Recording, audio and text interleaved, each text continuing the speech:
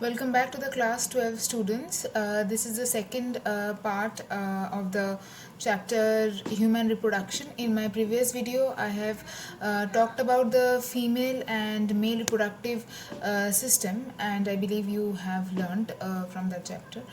And in this video, I will be discussing about the topics, that is histological structure of the testis and ovary, also about gametogenesis, that is spermatogenesis, oogenesis. So let's get started. So today we will start with the histological structure of testis. In my previous video, I have already said that the testis is covered by a protective membrane, and the outermost layer is known as tunica albuginea, right? So inside the tunica albuginea, if you look into this cross-sectional view of the testis in your book, you will see that there are one whole structure, seminiferous tubule is shown here. There are many other such tubules which are half shown, and this is the view that you get when you see a slide containing a testis cell. And this is a seminiferous tubule, and this is the lumen of the seminiferous tubule.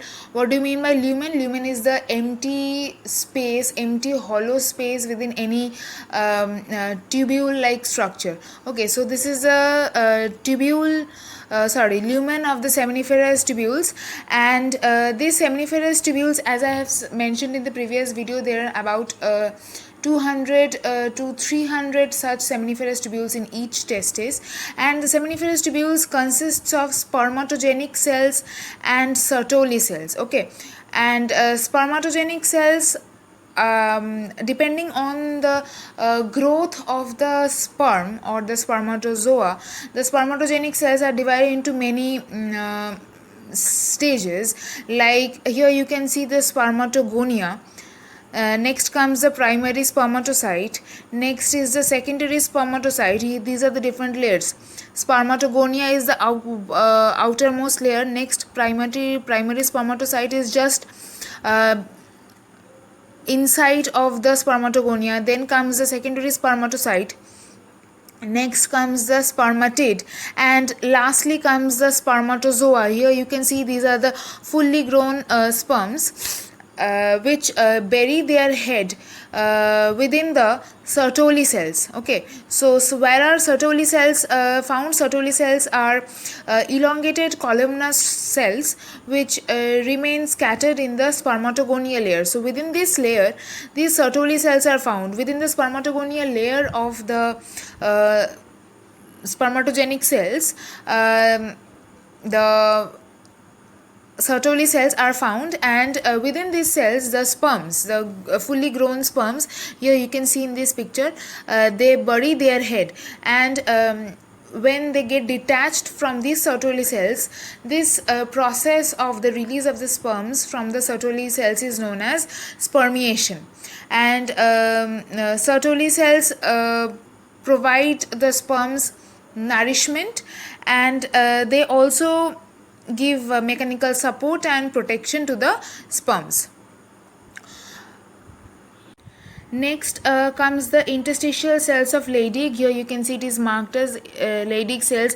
These red colored cells, few are scattered over this area. Okay, so these cells are large polyhedral cells, meaning having many heads. So large polyhedral cells found within the stroma, in between the seminiferous tubules, within the matrix, and their main function is to secrete the male hormone testosterone.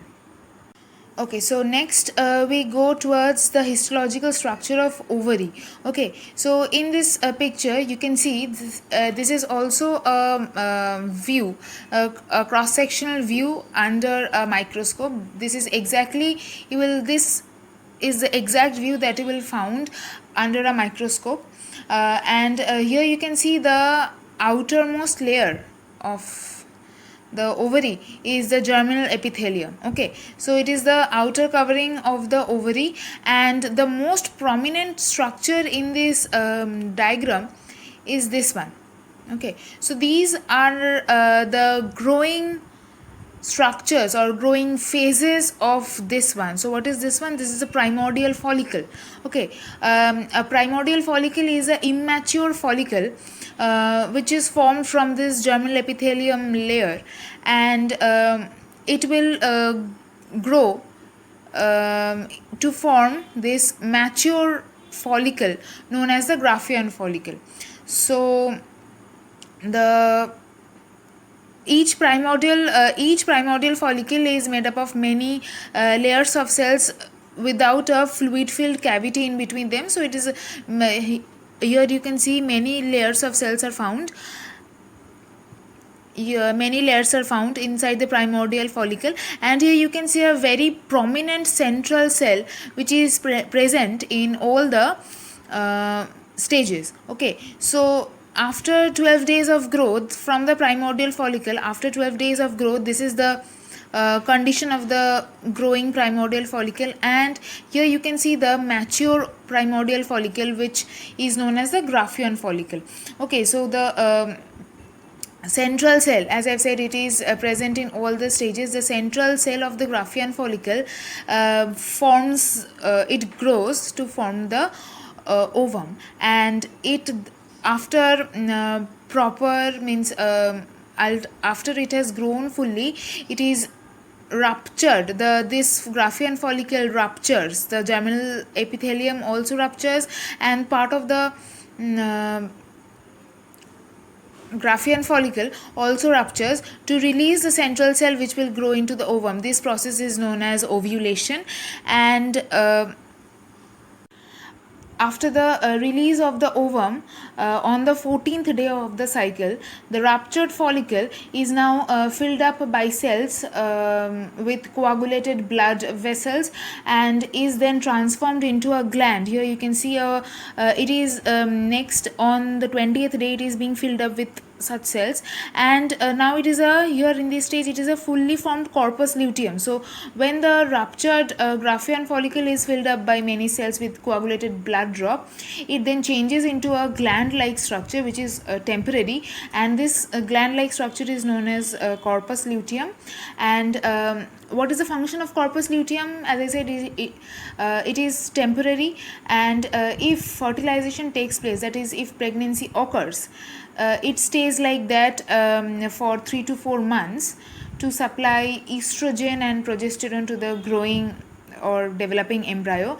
But otherwise, if fertilization does not take place, it degenerates, means breaks down, and comes out of the female body along with the menstruation on every 28th day. So here you can see on 20th day it is being ruptured, and again the cycle continues like this. So this is the structure of the this is the histological structure of the ovary, and all these stages are not found at once. They are the growing phases of the ovary, and on the second day you will find a structure like this with only this and not these, and on 12th day you will find a growing primordial follicle, but these will not be found. So depending on the number of the day, depending on the phase of growth of the ovary, of the follicles inside the ovary, the structure, the histological structure will keep on changing. Okay, so our next topic will be gametogenesis. As you all know, gametogenesis is the process of formation of gametes in sexually reproducing animals. Okay, so gametogenesis can be of two types, spermatogenesis and oogenesis. Spermatogenesis is the process of the male gamete, that is sperm, and oogenesis is the process of the is the process of formation of the female gamete, that is ovum. So first we will start with spermatogenesis. Where does spermatogenesis take place?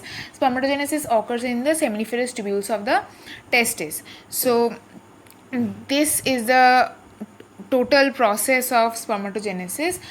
Initially, the germ cells divide several times by mitotic division to produce large number of spermatogonia which are diploid. Okay, so this phase is known as multiplication phase because from the germ cells the number of spermatogonium are being multiplied by large number, and from the spermatogonium a growth phase starts where the spermatogonium grows a bit in size and they form the primary spermatocyte, which are also diploid in nature by dividing by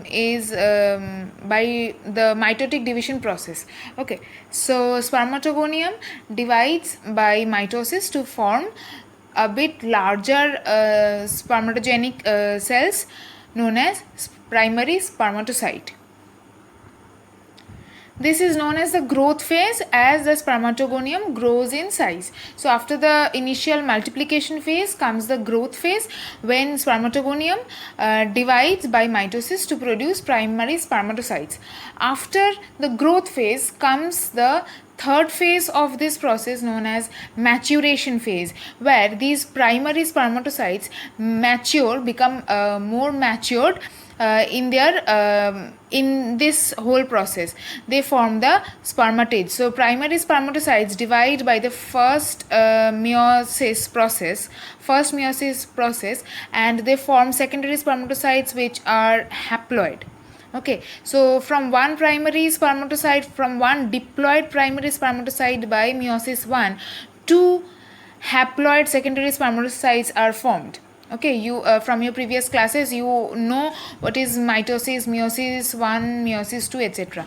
Okay, so this phase is the part 1 of the maturation phase, and from the secondary spermatocytes they divide again to form spermatids. This is the second meiotic division. Okay, so during the maturation phase, primary spermatocyte grows into secondary spermatocyte by meiosis 1. Secondary spermatocyte, which are also haploid as unlike primary spermatocytes which are diploid, they grow by meiosis 2 division and form spermatids. So final stage is the formation of the spermatozoa or fully grown sperms from spermatids. Okay, here you can see the each haploid spermatids then grow into a fully grown spermatozoa, and this process, the transformation of spermatids into spermatozoa, is known as spermiogenesis. Similarly with oogenesis, the same process is followed as in case of spermatogenesis.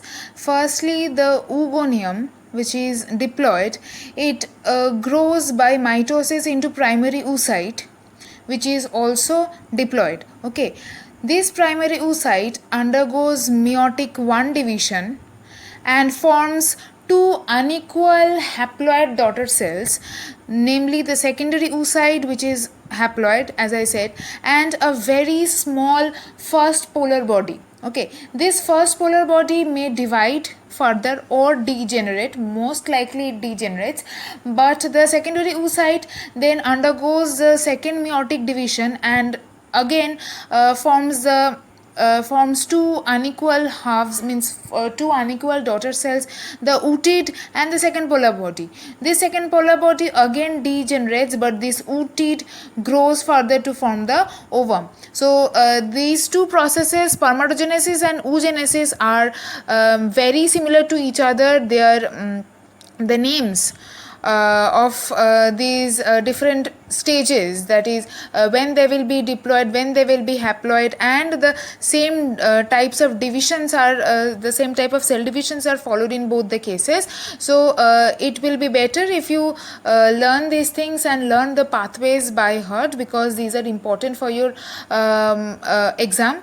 And I will provide a picture of this two processes along with the video. This is a simpler version than what you have in the book, and today we will do till this much.